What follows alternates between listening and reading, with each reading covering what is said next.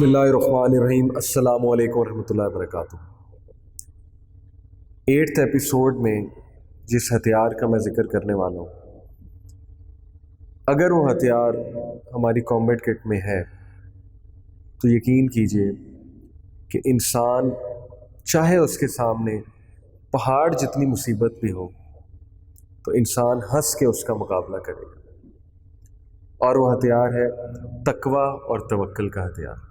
देखिए, जब मैं लफ्ज़ हथियार इस्तेमाल कर रहा हूँ तो इससे आप ये ना समझिएगा कि जिस तरह स्वॉर्ड एक हथियार है, जिस तरह AK-47 एक हथियार है। हथियार से यहाँ पे मेरी मुराद है कि ये बेसिकली वो स्किल है, वो तोहफ़ा है, वो चीज़ है जिससे हम शैतान से, अपने नफ्स से और ज़िंदगी की मुश्किलात से लड़ सकते हैं। तकवा और तवक्कुल हम में किस तरह पैदा हो, हम किस तरह अचीव करें, आज हम इंशाल्लाह इस पे बात करें। नंबर 1, तकवा और तवक्कुल का बहुत गहरा ताल्लुक़ इल्म हासिल करने से। जितना इंसान का इल्म बढ़ता जाता है उतना उसका तकवा बढ़ता जाता है। कुरान मजीद का अगर हम इल्म हासिल करें तो कुरान मजीद में अल्लाह सुब्हानहू व तआला सूरह आले इमरान में आयत नंबर 9 में फरमाते हैं कि बेशक अल्लाह अपने वादे के ख़िलाफ़ नहीं जाता। इंडीड अल्लाह नेवर ब्रेक्स हिज प्रॉमिस। जब अल्लाह कह रहे हैं कि वो अपने वादे के ख़िलाफ़ नहीं जाता तो क्या है अल्लाह के वादे? आइए उन वादों पे गौर करते हैं। एक वादा, बहुत से वादे हैं लेकिन मैं चंद एक वादे आपको बताता हूँ ताकि आपकी याद दहानी हो जाए कि तकवा और तवक्कुल असल में है क्या। एक वादा, वमन यत्तकिल्लाहु यजअल लहू मखरजा। जो कोई भी अल्लाह का तकवा इख्तियार करेगा, अल्लाह उसे हर मुसीबत से, हर उस चीज़ से जो उसके लिए डैमेजिंग है, मखरजा निकाल लेगा, खारिज कर लेगा। और अल्लाह उसे वहाँ से रिस्क देगा कि उसका वहमो गुमान भी नहीं जा सकता, और अल्लाह उसके लिए काफ़ी हो जाएगा। बेशक अल्लाह हर चीज़ पे कादिर है और अल्लाह ताला की तरफ हर चीज़ लौट के जाती है फ़ैसले के लिए। इस सूरह तलाक़ की आयत है। क्या हासिल हुआ इस कॉन्सेप्ट से? अल्लाह का वादा है तकवा इख्तियार करो। तकवे से क्या मुराद है? बी कॉन्शियस ऑफ अल्लाह। जान लो कि अल्लाह है। हर काम करने से पहले सोचो अल्लाह है।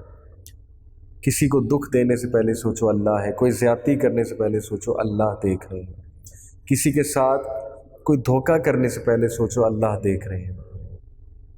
इंसान है, इंसानों से ज़्यादतियाँ हो जाती हैं, लेकिन ज़्यादतियों का चांस बहुत कम हो जाएगा, इनफैक्ट एलिमिनेट हो जाएगा, जितना हम अल्लाह को याद करते रहेंगे, जितना हम अल्लाह सुब्हानहू व तआला का इमेज अपने माइंड में लाते रहेंगे कि अल्लाह की ज़ात देख रही है। और रिज़ल्ट क्या है कि अल्लाह हमें ऐसी ऐसी जगहों से बेहिसाब रिज़्क़ देगा, हमारा गुमान भी नहीं जाएगा। तकवे के हवाले से इस्तिग़फ़ार बहुत ज़रूरी है। आपको, मुझे नहीं पता खुदा न खास्ता हम पे कल क्या मुसीबत आने वाली है, अल्लाह को पता है। आपको नहीं पता कल आपसे कौन नाराज़ होने वाला है, कल आपकी जॉब रहने वाली है कि नहीं रहने वाली है, कल को आपके ख़िलाफ़ कोई रिश्तेदार या कोई दुश्मन क्या साजिश करने वाला है, अल्लाह को पता है। तो इस हवाले से बहुत ज़रूरी कि हम इस्तिग़फ़ार करते रहें। इस्तिग़फ़ार जो भी करता है तो नबी अकरम सल्लल्लाहु अलैहि वसल्लम ने फरमाया कि अल्लाह हर मुश्किल से निकलने का रास्ता उसके लिए निकाल देते हैं। जो बंदा इस्तिग़फ़ार करेगा वो बहुत सी मुसीबतों से, मुश्किलात से बच जाएगा। अल्लाह बलाओं को टाल देंगे। और इस्तिग़फ़ार के साथ सदका भी बहुत ज़रूरी है, चैरिटी भी बहुत ज़रूरी है, वो भी इंसान का तकवा। देखिए, जितने भी नवाफिल काम हैं वो इंसान को अल्लाह के मज़ीद करीब करते हैं, तकवा बढ़ता है इंसान का। फ़राइज़ तो हैं लेकिन नवाफिल काम से, ये हदीस के मुताबिक मैं आपको फ़लसफ़ा बता रहा हूँ कि नवाफिल इबादात के मुताबिक इंसान अल्लाह के करीब होता जाता है, और उसका तकवा बढ़ता है, उसका तवक्कुल बढ़ता है अल्लाह रब्बुल आलमीन पे। जब आप अल्लाह पे तवक्कुल करते हुए किसी को माफ़ करें, तकवा इख्तियार करते हुए किसी से बदला लेने की सकत है आप में, लेकिन आप इसलिए नहीं लेते कि यार अल्लाह के लिए मैं इसे माफ़ करता हूँ। आप किसी को डैमेज कर सकते हैं, ताकत रखते हैं, लेकिन आप इसलिए नहीं करते कि अल्लाह के लिए मैं ऐसा नहीं करूँगा, मैं अल्लाह से डरता हूँ। जब आप ये सारी चीज़ें करेंगे تو یقین کیجئے جب آپ احسان کریں گے، ضرورت سے زیادہ کسی کے ساتھ بہت اچھا رویہ رکھیں گے، آپ دیکھیں گے کہ آپ کو اللہ زندگی میں بہت اوپر تک لے کر جائے گا۔ یہ اللہ کا وعدہ ہے۔ ایک اور وعدہ اللہ رب العالمین کا۔ اچھا، یہاں سے میں ایک اور بات بتا دوں کہ بہت سے علماء یہ کہا کرتے ہیں، ان کا ویو ہے کہ جب بھی معاملات میں لوگ آپ سے سخت ہونے لگیں، آپ کے خلاف ہونے لگیں، ان کو آپ کی بات نہ سمجھ آنے لگے، تو جان لیجئے کہ آپ کے اللہ سے معاملات ٹھیک نہیں ہیں۔ آپ اپنے تقوی پہ کام کیجئے، اللہ لوگوں کو آپ کے قریب کر دیں گے، ان کے دل نرم کر دیں گے۔ کتنا خوبصورت کانسیپٹ ہے۔ دوسرا وعدہ اللہ رب العالمین کا، کیا اچھائی کے بدلے اچھائی ہی نہیں ہے؟ کیا اچھائی کی جزا صرف اچھائی نہیں ہے؟ سورہ رحمان کی آیت۔ کیا احسان کی جزا صرف احسان نہیں ہے؟ بالکل احسان ہی ہے۔ تو ہم کیوں کر احسان کرنے سے، اچھائی کرنے سے گھبراتے ہیں؟ ہم کیوں کر یہ کہتے ہیں کہ زمانہ بہت برا ہے جی، آج کل تو جب تک 2 نمبری نہ کرو، جھوٹ نہ بولو، اور بہت اچھا بھی نہیں ہونا چاہیے جی، لوگ تو اگر بہت اچھے ہیں تو آپ کو کچا چبا جائیں گے۔ دیکھیں کس نے کہا ہے کہ آپ بیوقوف بنیں؟ اچھا بننے کا مطلب یہ تو نہیں نا کہ آپ بیوقوف بنیں اور لوگ آپ کو کچا چبا جائیں۔ اچھا بننے سے مراد ہے کہ آپ کو پتہ ہے یہ مجھے دھوکہ دے رہا ہے، اس کے باوجود آپ اس سے بدتمیزی نہ کریں، آپ اسے سمجھائیں، اس کے باوجود آپ اسے ریٹرن میں دھوکہ نہ دیں۔ یہی تو اصل اچھائی ہے۔ آپ اس سے ڈیلنگ نہ کریں اگر وہ آپ کو دھوکہ دے رہا ہے، لیکن آپ اس سے اچھے رویے سے پیش آئیں، آپ اسے معاف کریں، آپ اس کے لیے دعا کریں۔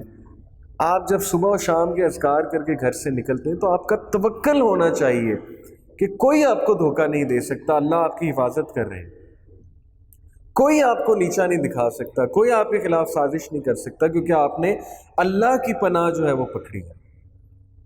کتنا خوبصورت کنسیپٹ ہے۔ دین کتنی مینٹل سیکیورٹی دیتا ہے، سبحان اللہ۔ دین کتنا زیادہ آپ کو ریلیکس کر دیتا ہے کہ اب آپ اللہ کی حفاظت میں آ چکے ہیں، کوئی آپ کے خلاف کچھ نہیں کر سکتا۔ اور دنیا کی زندگی ہے ہی امتحان، یہاں پہ انسان نے کتنے دن رہنا ہے، کتنے سال رہنا ہے۔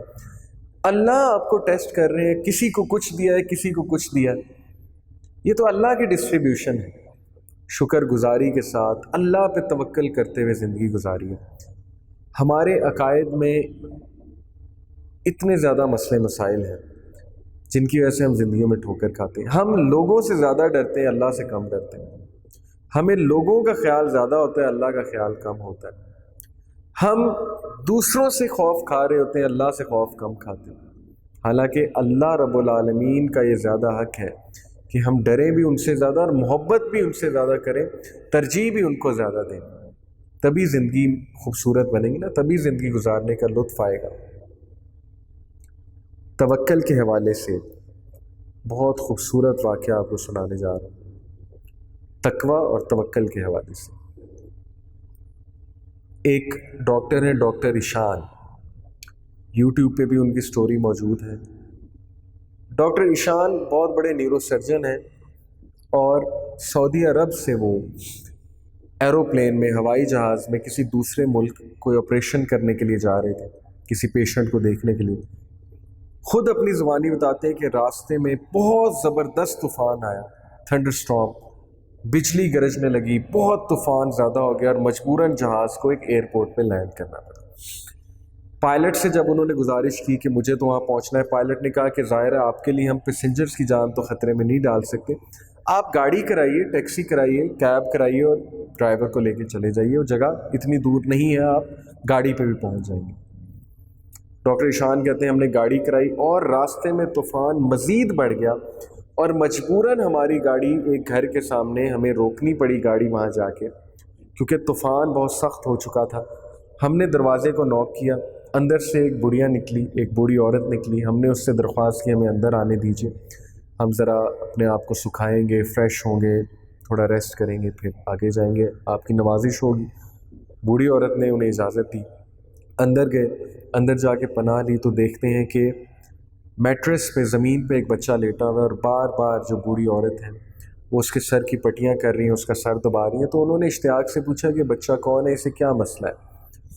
اس بوڑھی عورت نے کہا یتیم بچہ ہے، میں اس کی دادی ہوں۔ اور اس کو کوئی بہت بڑی بیماری ہو چکی ہے جس کا دماغ کے ساتھ تعلق ہے۔ ڈاکٹر ایشان نے کہا کہ آپ مجھے بتائیے، میں بھی ڈاکٹر ہوں، شاید میں اس کی کچھ ہیلپ کر سکوں، آپ یہ بتائیے کہ آپ نے اس کا علاج نہیں کرایا، ڈاکٹرز کیا کہتے ہیں؟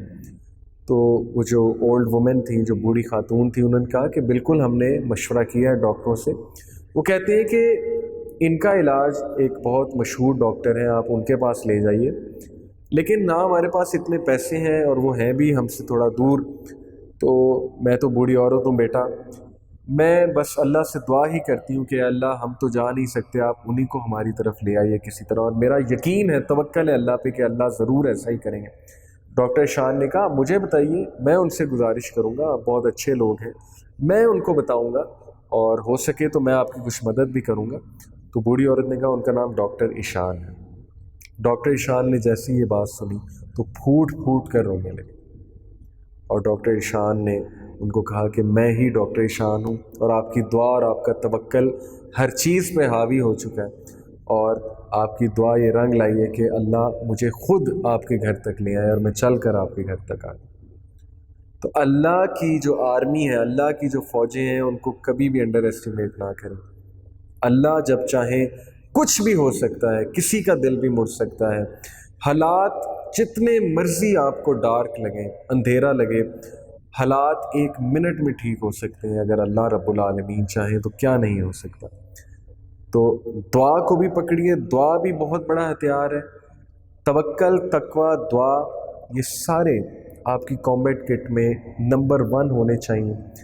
دعا کرنا کبھی نہ چھوڑیے، دعا کرنے کا طریقہ سیکھیے، دعاؤں کی قبولیت کی شرائط کا علم حاصل کیجیے، دعاؤں کی قبولیت کے اوقات کا علم حاصل کیجیے، دعا کس طرح کرنی چاہیے اس انداز کو سیکھنے کی کوشش کریں، آپ دیکھیں گے آپ کی دعائیں ضرور قبول ہوں گی، اور اللہ رب العالمین کبھی بھی آپ کو اگنور نہیں کر سکتے، یہ اللہ سے یہی گمان رکھیے۔ تو یہ ہماری 8 ایپیسوڈ کی سیریز تھی، جس میں ہم نے بات کی کہ زندگی کی مشکلات کا مقابلہ کیسے کر سکتے ہیں۔ اس کے لیے ہماری کٹ میں، ہمارے بیگ میں کچھ ہتھیار ہونے چاہیے، وہ ہتھیار میں نے ان 8 ایپیسوڈ میں آپ سے ڈسکس کیے۔ امید ہے آپ کو مزید اسٹرینتھ دے گی، اور ان چیزوں کو اپنی زندگی میں پلیز اپلائی کرنے کی کوشش کیجیے۔ اللہ تعالیٰ آپ کے حامی و ناصر ہوں۔ انشاءاللہ ایک نئی سیریز کے ساتھ آپ کے ساتھ ملاقات ہوگی، تب تک کے لیے اجازت دیجیے۔ سبحانک اللہم و بحمدک، اشہد ان لا الہ الا انت، استغفرک و اتوب الیک۔ والسلام علیکم ورحمۃ اللہ وبرکاتہ۔